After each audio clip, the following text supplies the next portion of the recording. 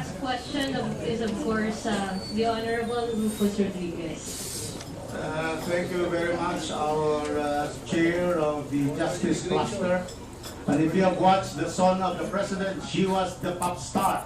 And congratulations for all the, to our chair, all the infrastructure programs brought by the chair to her district, although she was lying on the road. My chair of the Committee on Appropriations, the Honorable Sid Ungap, my fellow Mindanaonon, Secretary De Lima of the Department of Justice, the undersecretaries, the assistant secretaries, our heads of the agencies of the attached to the Department of Justice, all the members of the DOJ family. I am here to support the petition of Commissioner Mizon.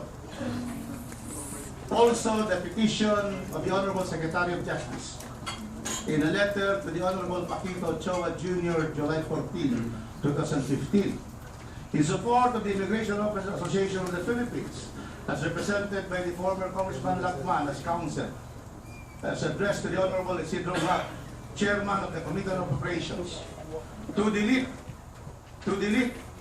the special provision, paragraph 2, on the General Appropriations Act of 2015, Article 15C, Bureau of Immigration. This particular provision would direct the Bureau of Immigration to deposit the fees and charges collected, Mr. Chairman, from the express lane charges with the National Treasury as income of general fund in accordance with Section 44, Chapter 5, EO 292. Mr. Chairman, the express lane system was introduced in 1988, 27 years ago. This was done by Commissioner, the greatest Commissioner Immigration ever had, Miriam Defensor Santiago, to minimize precisely the graft and corruption in the delivery of its services. Since 1988, these particular fees were supported by the Department of Justice, by the DBM, by COA for 27 years. And the reason why this has to prevail is because there is a law and we are governed by the rule of law, not by the DBM General Appropriations Act in relation to a law, already provided for. The DBM would like to remove and to violate this law. What does this law provide? Commonwealth Act 613, which is the Immigration Act of 1940, provides Section 7A. And this should be known by each and everyone. This is an appeal to all members of Congress, because ultimately Congress will decide on whether a special permission remains or not. And especially it will be my seatmate is going to decide if this should be removed. So, we will therefore tell you what is the provision of law. It says here, Commonwealth Act 613, immigration employees may be assigned by the Commissioner of Immigration to do overtime work at rates fixed by him when the service rendered is to be paid for, one, shipping companies, second, airlines, and other persons served. Very clear. Express lanes are for those who wish to get services of the Bureau in a matter of hours. But it is done with the Bureau. It has been done since 2017. We can also have some time. So if you would like to administer some hours, because the day is provided for, instead of 2 weeks, for example.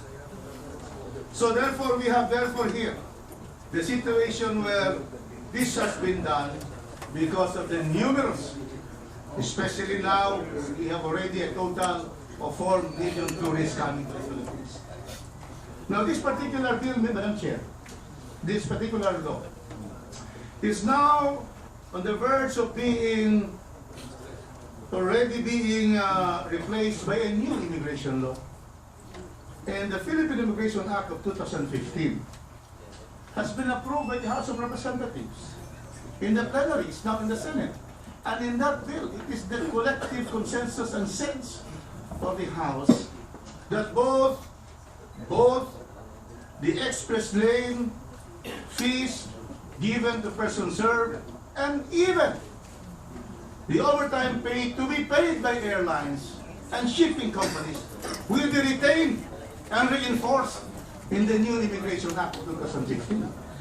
And we have here our chairperson of the Committee on Justice, the Honorable Junjun Tupas, who has been able to help us and have this. It's already now in the Senate. So these are the very basic facts of this case. Now, for the first time, there is now this provision. Never before in the entire history of Joint Operations Act has there been a provision that will violate 613. Everybody would know here, especially the Secretary of Justice, that the General Law and Appropriations Bill cannot repeal a specific law, specifically on overtime in the Bureau of Immigration. And that is why, Mr. Chairman, aside from the legal arguments, Mr. Chairman, we have to be practical.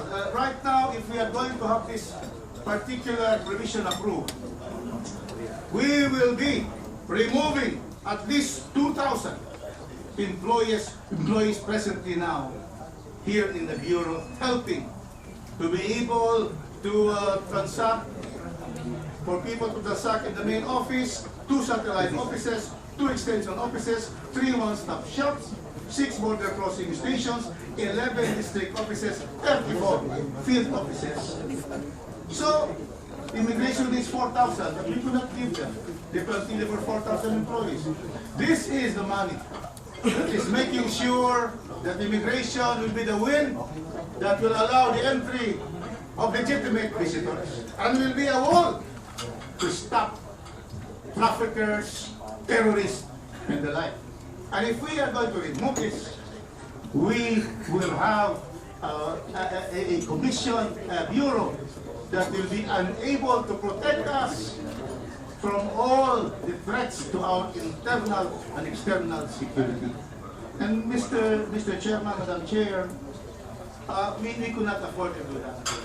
My plea is to follow the law, to follow 613 until it will be replaced by the new Immigration Act, which the Senate will also, I'm sure, will also see the light. And let us keep and support our Bureau of Immigration, who is our first line of defense against any unscrupulous people, terrorists, and the like. So with that, Madam Chair, I would like to therefore state that in the plenary, this representation will again be able to stand up in the plenary for other congressmen to know that we have to say that Bureau of Immigration is a life and death situation of the Bureau of Immigration, Madam Chair. Thank you. Madam Chair, is that a motion, Madam Chair? Is he gonna make a motion, Madam Chair? With the permission of the Honorable Vice Chair, gets a comment from the Chair. The committee will take note of the manifestation of the Honorable Rodriguez. However, there is proper time to take this up. We are still on the stage of budget briefing, so at the proper time we will take this matter. Thank you, Mr. Chair. Before we proceed on There's that, just 2 more aside from this, Madam Chair. Very 2 quick, also in relation to other agencies. The Bucor, for example. In 2008, I was a new congressman. We increased the food. I am